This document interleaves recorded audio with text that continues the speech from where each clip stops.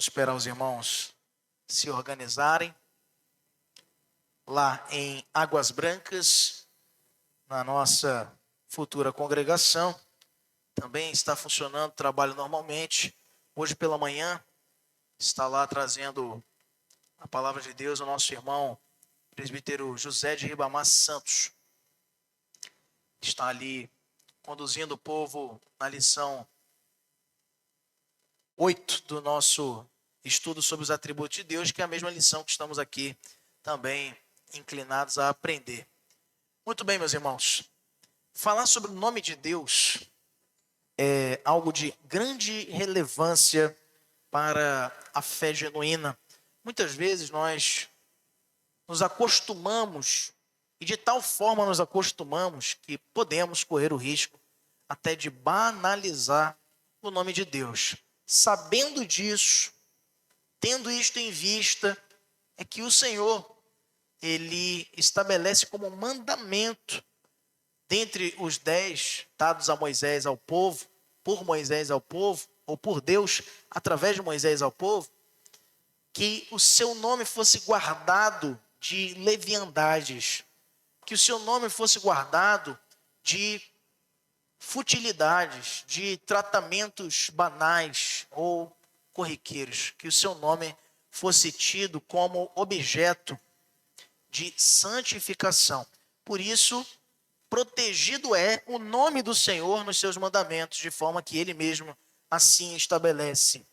Não tomarás o nome do Senhor teu Deus em vão. E acrescenta penalidades para isso. De forma que o Senhor dispõe que aquele que toma ou tomar o nome do Senhor em vão não será tido por inocente. É o que diz o texto lá do Êxodo capítulo 20 e versículos subsequentes. Então, quando nós falamos sobre os nomes primários de Deus, obviamente o nosso objetivo aqui não é nos aterrorizarmos. Em primeiro lugar, nos conscientizarmos sobre a santidade do nome do Senhor. Em segundo lugar, o nosso objetivo também perpassa por entendermos que Deus ele também se manifesta em seu caráter, em sua grandeza, através do seu nome, da identidade de quem ele é. O texto que nós lemos em Êxodo capítulo 3, no episódio tão célebre do encontro do Senhor com Moisés, ali nas terras de Midian, onde Moisés, depois de ter fugido do Egito por muitos anos, ali já contrai casamento e tem filhos, e o Senhor vai ao seu encontro numa sarça que ardia e não se consumia, sarça essa que dá imagem visual o agir de Deus ali numa teofania. Teofanias são representações visíveis de Deus de forma simbólica. O Senhor não é a sarça, mas a sarça representava, demonstrava quem Deus era. Então, essa sarça, inclusive, que é o símbolo da nossa igreja presbiteriana, já por outras razões também, não é para dizer que Deus está presente somente aqui, por exemplo, não é esse o objetivo, nem para que pensemos que a sarça é Deus. A sarça ela já tem o objetivo de retratar a igreja reformada que, embora sofresse o ardor das chamas das perseguições ao longo da história, ela é calçada ou alicerçada no Senhor, tal qual a sarça não se consumia, ou seja, ela fica de pé. Ela resiste ao fogo da fornalha, para fazer aqui uma comparação com os amigos de Daniel, lá no texto de Daniel capítulo 1. Então, nosso objetivo hoje é falar sobre os nomes primários de Deus. Na semana que vem, nós vamos falar sobre os nomes secundários de Deus, ou os nomes compostos de Deus. Nomes primários são aqueles que definem Deus de uma forma mais ampla, enquanto que os nomes compostos de Deus vão defini-lo de uma forma mais específica, isto é, com base nos seus atributos.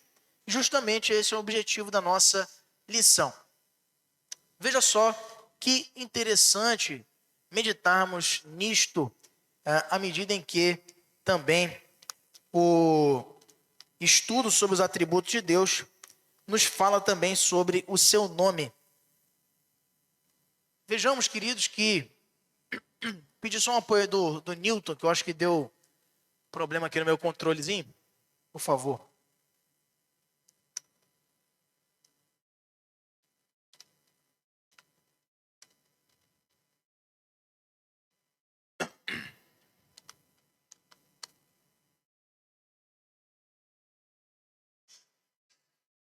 Não, não. Só para passar aí. Pode passar.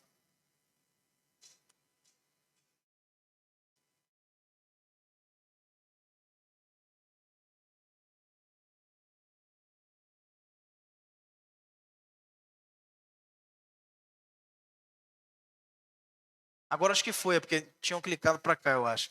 Bom, essa frase aí de John Piper, e muitos conhecem, no meio reformado, escreve ele muito sobre o ser de Deus, por sinal, e ele nos fala sobre o nome de Deus escrevendo o seguinte, em uma de suas obras: o nome de Deus não é um rótulo que podemos usar levianamente ou manejar conforme nos convém.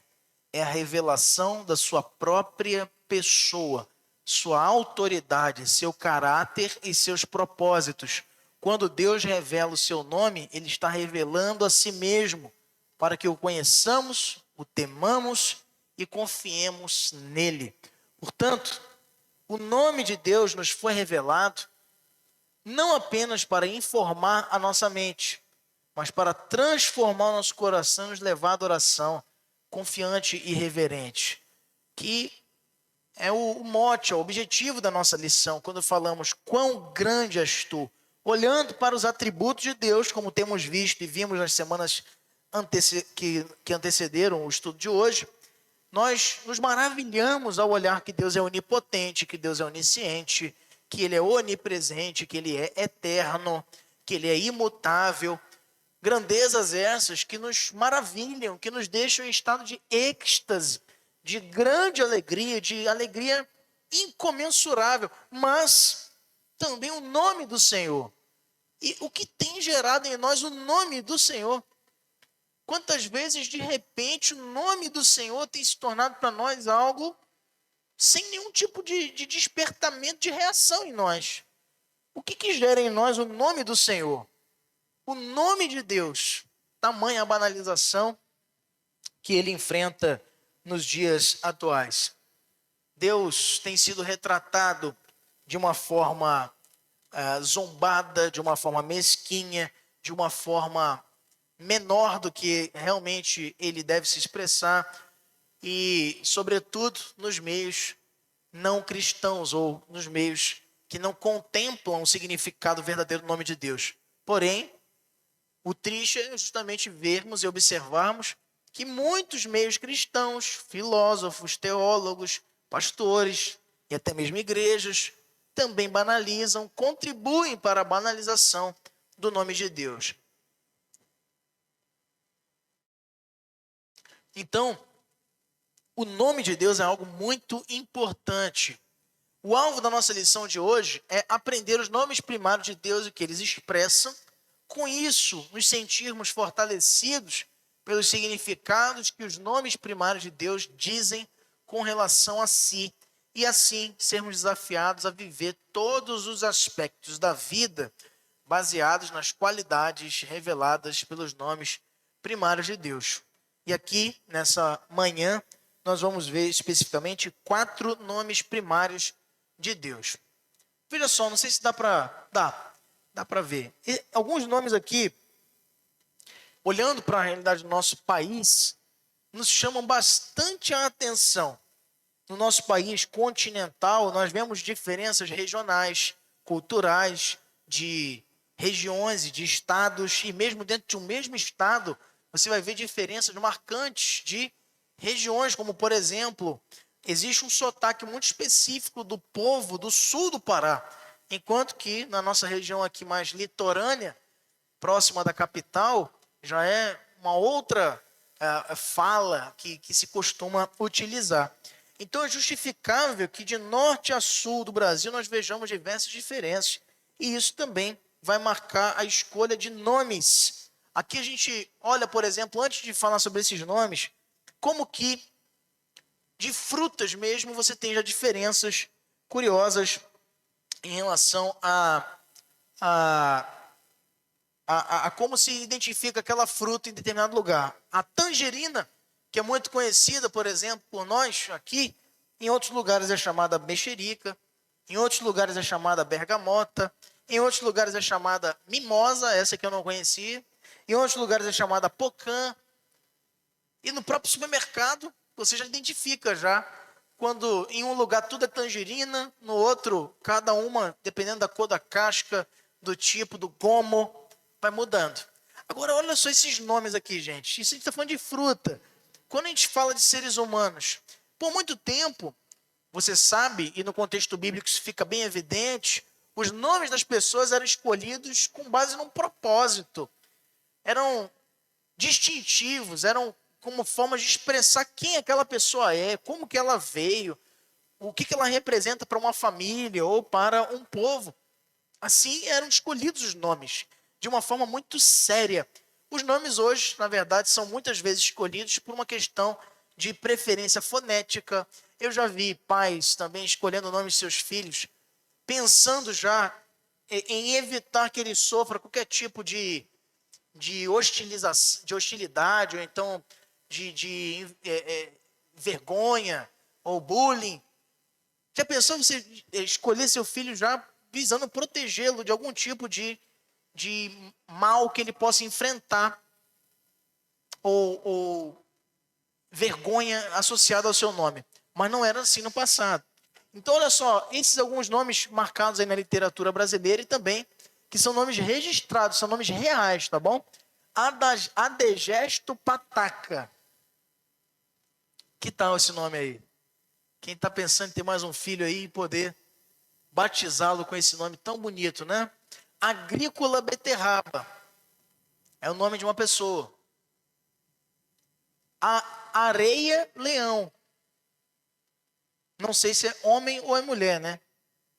Aleluia Sarango. Antônio Americano do Brasil Mineiro. É o nome. Bandeirante do Brasil Paulistano.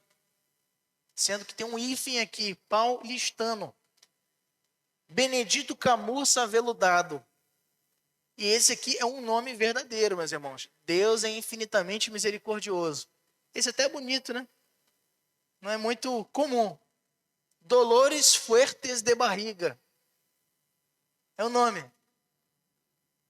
Gigle Barriga. João Cólica. José Maria Guardanapo. Que tal? Magnésia Bisurada do Patrocínio. Pacífico Armando Guerra. Esse nome até se contradiz, né? Telésforo Veras. E esse aqui você já deve ter visto. 1, 2, 3 de Oliveira 4. E tem a família que foi colocando, passou até numa reportagem recentemente, que foi colocando nomes de aparelhos que tinha em casa. Aí a Xerox, fotocópia, aí o outro é televisão, aí, enfim, foi colocando lá o nome de aparelhos nos filhos. Mas, irmãos, os nomes, embora nossos possam representar pouca coisa, é importante lembrarmos que para o Senhor, o seu nome representa muito. Essa lição tem por alvo tratar de alguns dos nomes primários de Deus revelados nas Sagradas Escrituras. É interessante notar que em Gênesis 2:19, nós lemos sobre o momento em que Deus leva os animais criados a Adão, para que ele desse nomes aos animais.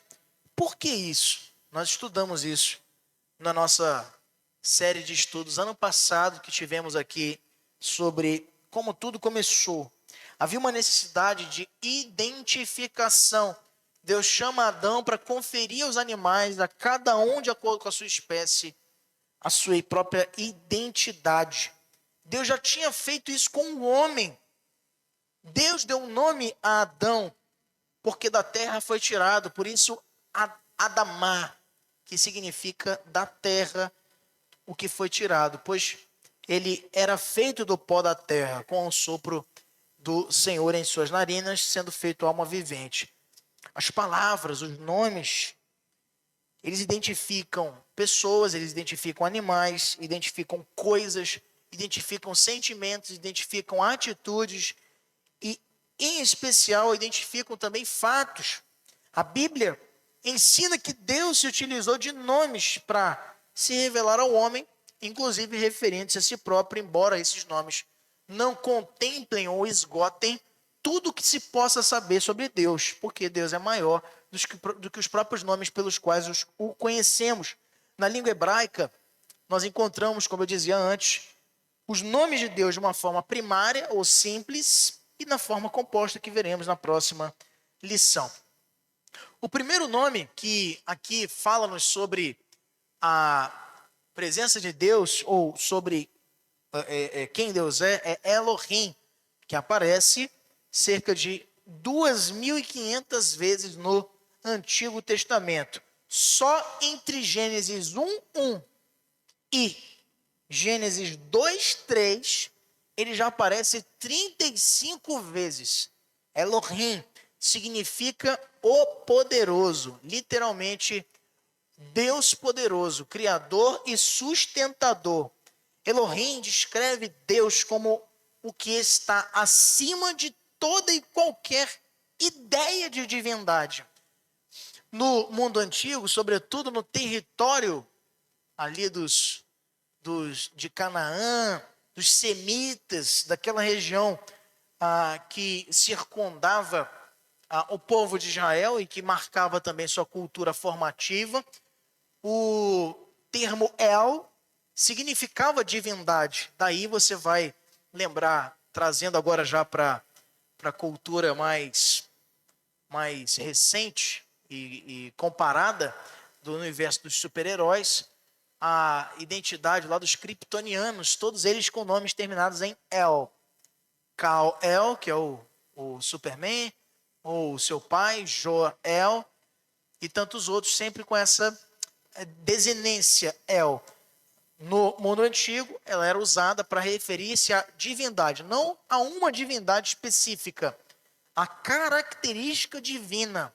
E quando usa aqui o próprio Deus, aproximando-se dos seus para se revelar, e chamando-se Elohim, ele está colocando-se acima de qualquer compreensão de divindade que teremos. Elohim é, como se disséssemos em outras palavras, o Deus dos deuses, o Senhor dos senhores, o maior que exista. No Novo Testamento, essa mesma desinência, Elohim, ela vai aparecer em outra palavra, que nós conhecemos como Theos, Deus. E esse nome vai nos lembrar que nada foge do seu controle, mesmo quando passamos por situações adversas. Ele é Elohim, é o Senhor que nos sustenta. Você pode de repente passar por tribulações e esquecer-se que o seu Deus está acima de tudo e de todos. E se nós estamos passando por tribulações, de que maneira entender que o Senhor é poderoso, é criador e é sustentador, nos ajuda a passar e a vencer as lutas que temos diante de nós. Eu queria separar aqui 4 textos para lermos juntos e entendermos nesses 4 onde se menciona a palavra Deus. Não vai aparecer aí Elohim, mas vai aparecer Senhor, tudo em maiúsculo. Quando aparece Senhor, tudo em maiúsculo aí na sua Bíblia, é Elohim no texto original. Então nós vamos ver aqui com a nossa irmã Suelen, Gênesis 1:1. À frente dela o Bruno vai ler Gênesis 44:16. À frente dele o Marcos, Diácono Marcos, vai ler para a gente Deuteronômio 4:35. E a Marta vai ler para a gente Isaías 45:18.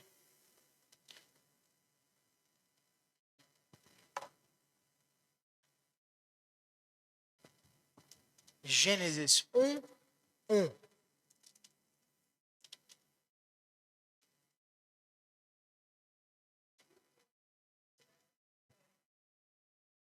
No princípio criou Deus os céus e a terra.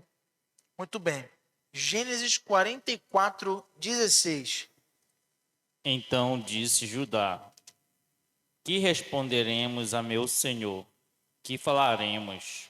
E como nos justificaremos? Achou Deus a iniquidade de teus servos. Eis que somos escravos de meu senhor, tanto nós como aquele em cuja mão se achou o corpo. O copo. Copo. Depois, Deuteronômio 4, 35. A ti te foi mostrado para que soubesses que o Senhor é Deus. Nenhum outro há senão Ele. E finalmente, Isaías 45, verso 18. Porque assim diz o Senhor, que criou os céus, o Deus que formou a terra, que a fez e a estabeleceu, que não a criou para ser um caos, mas para ser habitada. Eu sou o Senhor e não há outro. Muito bem. Então, apenas uma correção. Na verdade, quando aparece a palavra Deus, com D maiúsculo, é aí que ele se refere a Elohim. Quando ele vai se referir a Iavé, que é o segundo nome composto de Deus, aí sim na sua Bíblia vai aparecer Senhor, todos em maiúsculo, como está aqui, inclusive, no verso 18 do texto que a Marta leu, onde há as duas menções, Elohim e Iavé. Aqui, porque assim diz Iavé, o Senhor, que criou os céus, o Deus que formou a terra. Aqui Deus é Elohim, que a fez e a estabeleceu, que não a criou para ser um caos, mas para ser habitada. Eu sou Iavé, o Senhor, e não a outro. Então aqui ele referencia tanto um nome composto, primário de Deus, como também outro. O segundo, aqui muitas vezes traduzido também como Jeová e como Iavé, também significa eu sou Senhor fiel. Iavé é o chamado tetragrama, o nome de Deus revelado lá no texto que nós lemos. Eu queria que você voltasse comigo lá em Êxodo, capítulo 3. Em Êxodo 3, nós vemos lá no verso 14, essa expressão, disse Deus a Moisés, eu sou o que sou. Assim dirás aos filhos de Israel, eu sou, me enviou a vós outros. Aqui, mais uma vez, referindo-se a o Senhor, como aquele cujo nome sequer pode ser pronunciado. É interessante notar aqui, meus irmãos, que ao dizermos Iavé, nós estamos repetindo uma convenção hebraica que se construiu na etapa onde se incluíram vogais no idioma hebraico. O idioma hebraico originalmente chamamos pré-massorético, porque foram os massoretas, que eram redatores que foram para facilitar a transmissão do idioma que estava se perdendo e se tornando difícil, incluindo vogais. A vogal, ela liga, ela torna fluida a nossa comunicação. Assim nós aprendemos desde a tenridade. Mas um vocabulário que use apenas de consoante se torna muito difícil de ser pronunciado. Tente você pronunciar o seu nome sem vogais. E aí você vai ter uma grande surpresa. À exceção daqueles nomes muito curtinhos, né? Como hoje nós temos, mas até assim ficaria difícil. Então, pense você, Gabriel, sem o A, sem o I e sem o E. Fica uma coisa assim, quase que balbuciante, né? Como que eu vou falar Gabriel sem vogais? Como é que eu vou falar César? Vai ficar... Ficam fonemas sem construção. E aí isso se perde. Então, nesse momento, os massoretas, depois de muito tempo, depois de observarem esse fato da dificuldade de se transmitir o idioma sem as vogais, foram acrescentando. Quando eles acrescentam as vogais, não necessariamente elas vão transmitir corretamente a pronúncia dos termos que foram apresentados sem vogais. Porque como é que eu vou saber qual era a vogal que deveria estar ali? Por exemplo, se era um E, se era um A, se era um O. Percebe? Então, convencionou-se no hebraico pós-massorético, quando se incluíram as vogais, que seria-se então Yahvé. Mas também há traduções que usam Jeová, Javé. Então são várias formas de se... Não há uma forma correta, é a mais convencional, que é Yahvé. Mas o tetragrama do nome de Deus que aparece aqui como eu sou em Êxodo 3:14, são 4 consoantes, portanto sem vogais. Y, H, W, H, que na verdade são as letras aqui do alfabeto hebraico, também não permitindo que nós soubéssemos as suas vogais corretas. Esse nome Yahvé, ou YHWH, ele vai aparecer 5.321 vezes no Antigo Testamento. E às vezes vai ser traduzido por Senhor, às vezes vai aparecer Jeová, e esse nome vai superando nomes anteriores, revelando o Deus da graça, indicando a presença particular de Deus, sobretudo no momento onde ele escolhe um povo para chamar de seu, a partir aqui do momento em que chama Moisés ali na sarça e o comissiona para libertar o seu povo do cativeiro de Faraó. Então, o nome aqui salienta por uma identidade desse Deus que atende o clamor do seu povo e faz com ele uma aliança para libertá-lo e depois para conduzi-lo à terra de Canaã com promessas, com aliança, com pacto. Por isso, esse nome expressa a fidelidade de Deus, a sua pactualidade, ou a sua aliança. No Novo Testamento, o termo mais próximo deste mesmo usado no Antigo Testamento vai ser Kyrios, Senhor, como mestre, como governante da nossa vida. Alguns exemplos aqui nós já mencionamos, está em Êxodo 3, em Salmo 83, 16, em Oséias, capítulo 12, versos de número 5, em Gênesis, capítulo 2, versos de 4 a 7, também, que nos fala sobre essas menções. Vamos ver aqui apenas duas delas.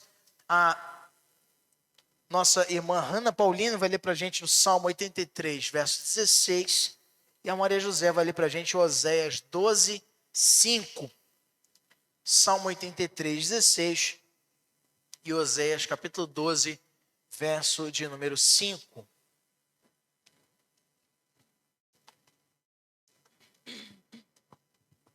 Enche-lhe o rosto de ignomia, para que busquem o teu nome, Senhor. Aqui, Senhor, refere-se então a Yahvé. Depois, em Oséias, capítulo 12, verso número 5. Opa, tudo bem, minha irmã? Então, oi? Perfeito. A Regiane, então, vai ler para a gente aí Oséias, capítulo 12, verso número 5.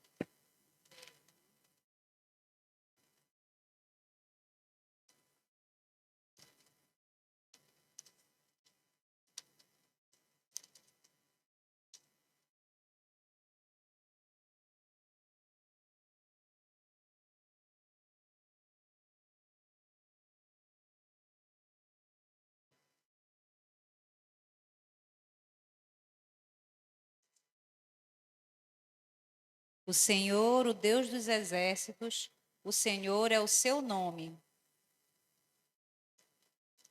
Jeová ou Yahvé é o seu nome, expressando, portanto, o relacionamento que Deus tem com os seus filhos mediante uma fidelidade pactual. Você pode recordar, você pode compartilhar algum momento em que a fidelidade de Deus foi visivelmente percebida na sua vida? Veja, Deus ele se expressa através das suas alianças de uma forma em que os seus próprios atributos são recordados a nós, não só pelo seu nome, mas por quem ele é. Como vimos, sua eternidade, sua imutabilidade, sua onipotência, onipresença e onisciência nos conduzem a confiar nele de forma irrestrita, embora a nossa limitação, nosso pecado nos segue a essa percepção. Tire dos nossos olhos essa certeza, essa segurança de que no nome de Deus nós podemos ter conforto, ter descanso.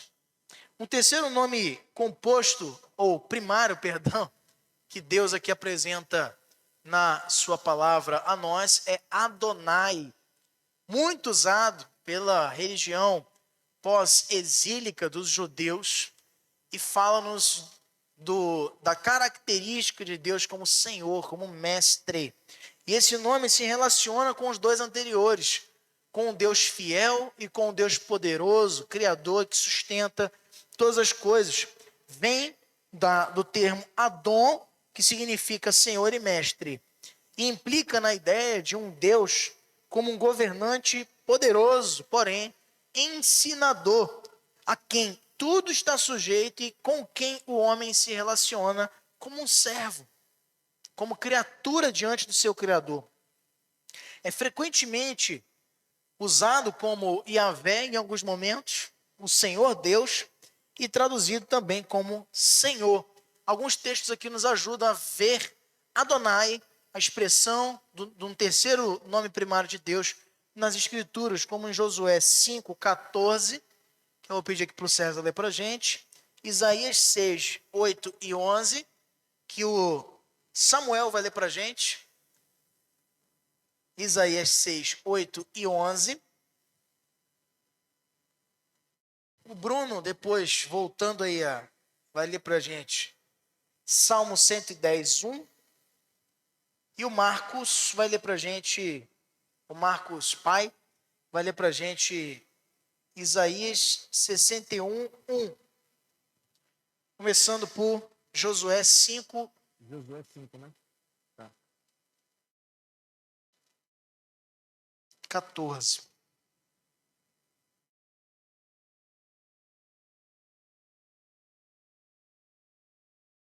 Sim. Josué 5,14. Respondeu ele: Não, sou príncipe do exército do Senhor e acabo de chegar.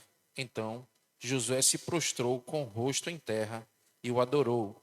E disse-lhe: Que diz meu senhor ao seu servo? Depois, Isaías 6, 8 e 11, com nosso querido Samuel. Depois disto, ouvi voz do Senhor, que dizia: A quem enviarei? O que há de ir por nós? Disse eu: Eis-me que, envia-me a mim. Então disse ele: Vai a dizer, e disse a este povo: ouvi, e não entendais, vende, mas não percebais, torna insensível o coração deste povo,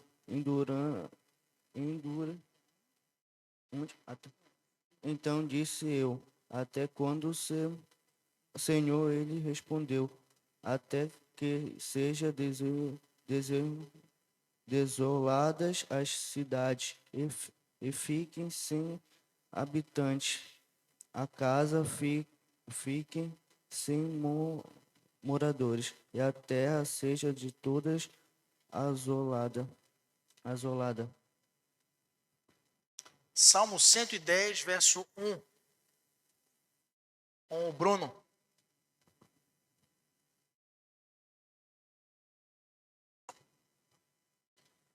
Disse o Senhor ao meu Senhor: Assenta-te à minha direita, até que eu ponha os teus inimigos debaixo dos teus pés. Isaías 61, 1.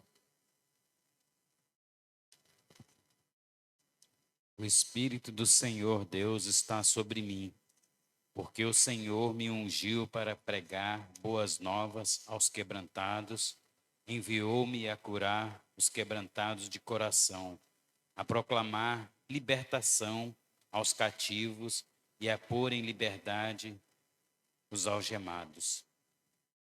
Então veja, aqui aparecem, por exemplo, nesse texto de Isaías 61, alguns desses nomes, não somente um. Aparece Yahvé, aparece Adonai, aparece também Elohim. Então, nos Salmos, por exemplo, um que foi citado aí, Salmo Messiânico, Salmo 110, vai usado por Pedro na sua pregação em Pentecoste, em Atos capítulo 2, para referir-se ao fato de que Davi não estava falando sobre ele próprio, estava falando sobre o Messias. E aqui contextualizando também a relação do Deus Pai com Deus Filho. O Senhor disse ao meu Senhor. Muito interessante essa referência. E além disso, é interessante notar que nos Salmos, esses nomes primários de Deus muitas vezes são conjugados conjuntamente. Quase que redundante, né? Conjugados conjuntamente. Porque o Senhor ele não se expressa completamente, como eu dizia lá na introdução, por um único nome. De uma forma que os seus nomes expressam partes de quem ele é. E ainda assim não seria possível, usando todos eles, defini-lo completamente. Por isso, quando ele fala a Moisés, ele diz, eu sou. Isso basta. Embora os nomes não sirvam para que Deus saiba ou se identifique a nós. Nós o conhecemos por quem ele é. Porém, os nomes nos ajudam. É mais para nós do que para ele próprio. E é por isso que devemos guardá-lo santo, porque o seu nome diz respeito ao seu relacionamento conosco, como, por exemplo, como citamos aqui, na sua fidelidade, aqui também, sendo ele o nosso mestre.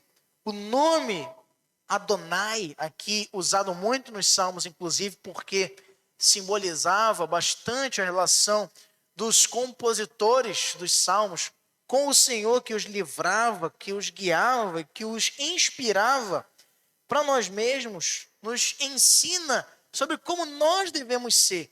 Pense no Deus que é mestre e olhe para você como servo. Como poderíamos olhar para um Deus que não se distingue na sua autoridade e assim depositarmos diante dele a nossa obediência, a nossa submissão? Todas as vezes que nós oramos, que louvamos a Deus, e o chamamos de Senhor, de Adonai, será que nós conseguimos olhar para a nossa vida e perceber atitudes de servo, atitudes de obediência, atitudes de reconhecimento ou de respeito, de honra ao nome do Senhor? De que maneira que nós temos vivido com essas realidades diante de nós, de um Deus que é mestre, Adonai. E por fim, meus irmãos, ainda há um quarto nome primário de Deus aqui referido no nosso estudo, El Shaddai. E representa o Deus poderoso, altíssimo, Senhor dos céus e da terra. El Shaddai. O nome Shaddai significa poder, aquele que porta ou possui poder, indicando que Deus possui todo o poder no céu e na terra. E um ponto importante, esse nome difere dos anteriores, de Elohim. Ele é diferente de ser o Deus só da criação e da natureza. El Shaddai considera Deus sujeitando a si todas as forças e ações e poderes da natureza, fazendo-os todos subservientes à sua obra graciosa e divina. É traduzido por Todo-Poderoso, o Senhor Todo-Poderoso. Você vai lembrar de muitas menções, nós vamos citar aqui algumas delas, 4 textos, mas que nos fala sobre esse Todo-Poderoso Deus, El Shaddai. Por exemplo, em Gênesis 17:1, que a Regiane vai ler para a gente, em Gênesis 35:11, que a Hannah vai ler para a gente, Êxodo 6, 3, com a Marta.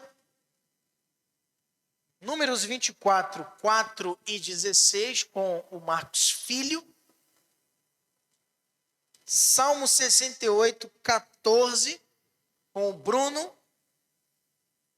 Eu falei 5, mas 4, mas são 6 textos. E Salmo 91, 1, com a Sueli. Ok? Gênesis 17, 1. Vamos Quando- ver na palavra o El Shaddai. Quando atingiu Abraão a idade de 99 anos, apareceu-lhe o Senhor e disse-lhe: Eu sou o Deus Todo-Poderoso, anda na minha presença e ser perfeito. Eu sou El Shaddai, disse o Senhor a Abraão. Agora, Gênesis 35, 11. Disse-lhe mais: Eu sou o Deus Todo-Poderoso. Ser fecundo e multiplicar-te. Uma nação e multidão de nações sairão de ti, e reis procederão de ti. Eu sou o Deus El Shaddai. Assim identifica-se o Senhor a Jacó em Betel. Êxodo 6, verso de número 3. Aparecia a Abraão, a Isaque e a Jacó como Deus Todo-Poderoso, mas pelo meu nome, o Senhor, não lhes fui conhecido. Aparecia a Abraão, Isaque e a Jacó como Deus El Shaddai, ou como El Shaddai. Shaddai é todo-poderoso, El é Deus, tá? Então, na verdade, seria redundante falar Deus El Shaddai, é El Shaddai. Depois, Números 24, 4 e 16.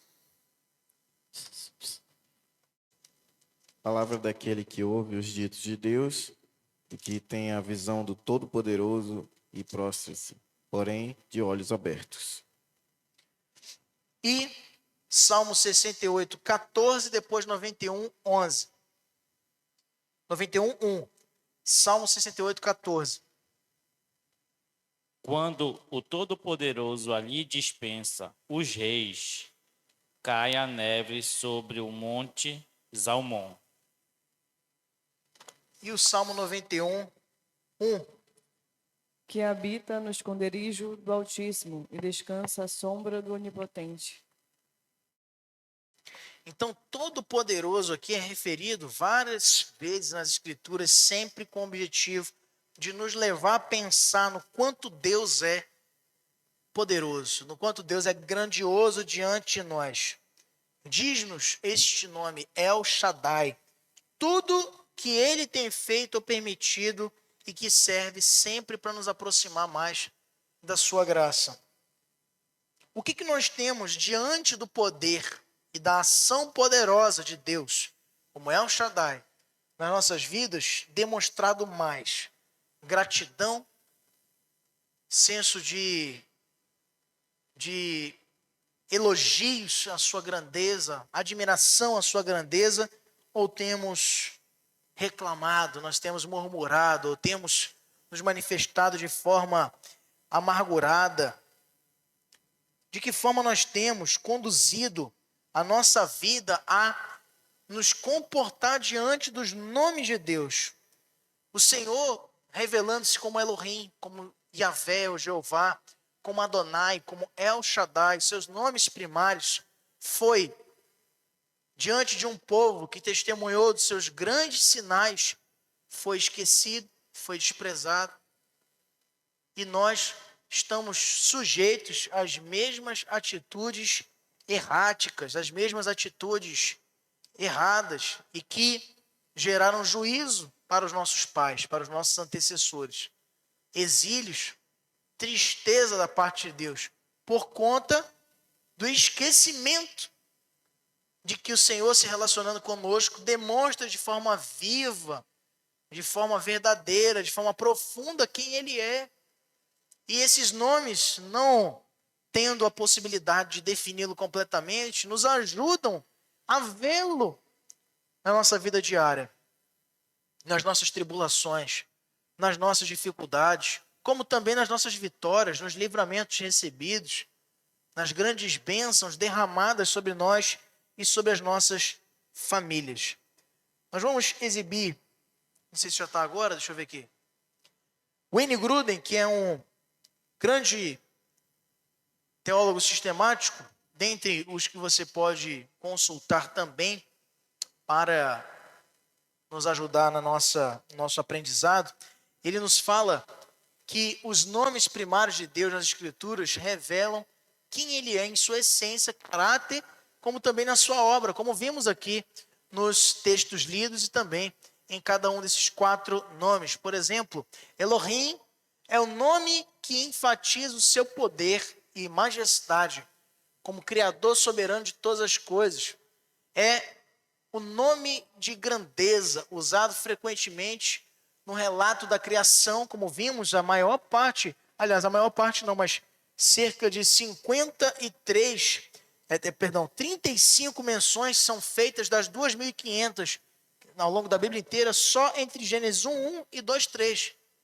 Falando do Deus Criador, é Elohim. Por outro lado, Jeová, Yahvé, que o tetragrama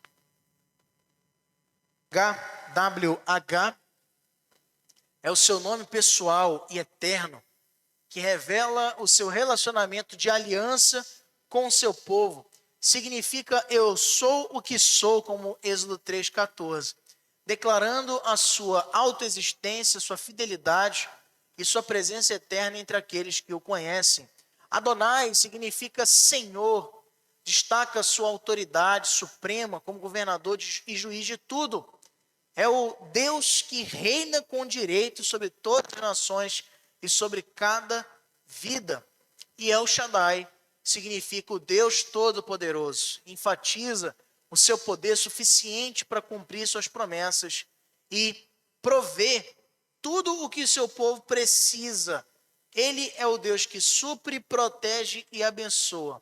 Juntos, como encerra dizendo aqui no capítulo falando sobre o nome de Deus, o Wayne Grudem, nos fala que esses nomes revelam o Deus triuno em sua plenitude, o Criador soberano, que é Elohim, o Deus da aliança, Jeová, o Senhor que governa, Adonai, e o Todo-Poderoso que supre, El Shaddai.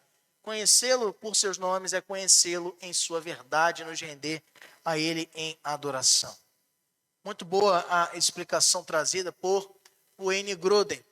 E nós concluímos, irmãos, pensando que o estudo dos nomes primários de Deus deve nos conscientizar acerca da pessoa e do caráter de Deus, de maneira a nos levar a uma vida transformada na qual o nosso relacionamento com o Senhor seja de gratidão, de crescimento, de serviço e de abandono de pecados, tamanha a majestade do nosso Deus.